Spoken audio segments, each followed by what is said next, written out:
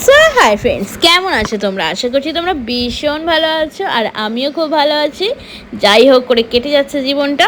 তো চলো ফ্রেন্ডস, আজকে সেই সফরের যাত্রাটা তোমাদের সাথে শেয়ার করি। তো দেখো, তোমার দাদাভাই এবং তোমার দাদাভাইদের বন্ধুরা মিলে সবাই যাচ্ছে তারকেশ্বর জল ঢালতে বাবার মাথায়। এটা যদিও শ্রাবণ মাসের কথা বলছি, একটুখানি ভিডিওটা দিতে আমার দেরি হয়ে গেছে, কারণ তোমরা তো জানো সবাই আমরা ইনফ্লুয়েন্সার যারা আছি তাদের ফোনে ভীষণভাবে ভিডিও তোলা থাকে, কখন কি ছাড়বো না ছাড়বো বোঝা মুশকিল হয়ে পড়ে। তো যাই হোক, এটা আমার একটুখানি দেরি হয়ে গেল ছাড়তে, কিছু মনে করো না তোমরা, তোমাদের কাছে প্রথমেই আমি ক্ষমা চেয়ে নিচ্ছি। যাই হোক, শ্রাবণ মাস তো শেষই হয়ে গেছে, তবুও আমি বাবার মাথায় জল ঢালাটা তোমাদের সাথে শেয়ার করিনি বলে আজকে এই ভিডিওটা তোমাদের জন্য করলাম। তো অনেকেই আমাকে কমেন্ট করে বলেছো, দাদা ভাইয়ের যাত্রাটা তো আমাদের তো শেয়ার করলে না দিদি ভাই। তো সেজন্যই আজকে আমি এটা নিয়ে চলে এসেছি। তো দাদা ভাই এবং দাদা ভাইদের বন্ধুরা সবাই মিলে ওরা গিয়েছিল তারকেশ্বর মন্দিরে জল ঢালতে। তো এই বছরে দাদাভাইয়ের একটু কষ্ট হয়েছে ঠিকই, কিন্তু বলেছি ওকে যে যদি কষ্ট হয় তাহলে তুমি গাড়ি করে চলে যেও। তো ও সেই মতো কাজ করেছিল।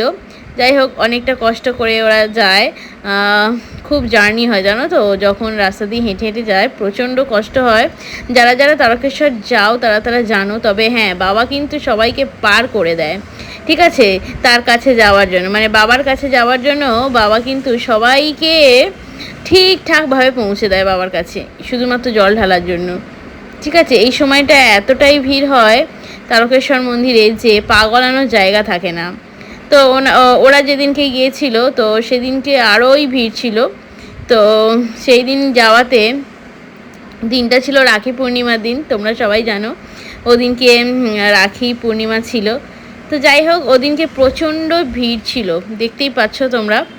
তো অনেক ভিড় ঠেলে কিন্তু ওরা জল ঢালতে যায়, আর খুব ভালো লাগে জানো তো। এই জায়গায় যাওয়ার আমারও ভীষণ ইচ্ছা করে, কিন্তু আমার বর বলে না তুমি যেতে পারবে না, একটুখানি বলে আমাকে সান্ত্বনা দিয়ে দেয়। যাই হোক, যদি কখনো মনে হয় যে বাবা আমাকে টানছে আমি যেতে পারবো, তো তখন আমি না হয় একবার গিয়ে ঘুরে আসবো।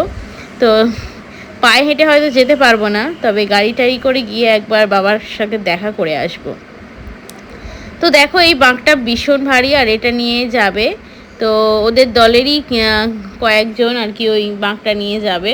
তো গাড়ি ধরে ওরা চলে যাচ্ছে, আর ওদের কথা আমি তোমাদেরকে শেয়ার করতে পারলাম না এই কারণেই, তো অনেকের অনেক রকম মন্তব্য আছে, অনেকের অনেক রকম কথা আছে, যেহেতু সবাই মিলে একসাথে যাচ্ছে।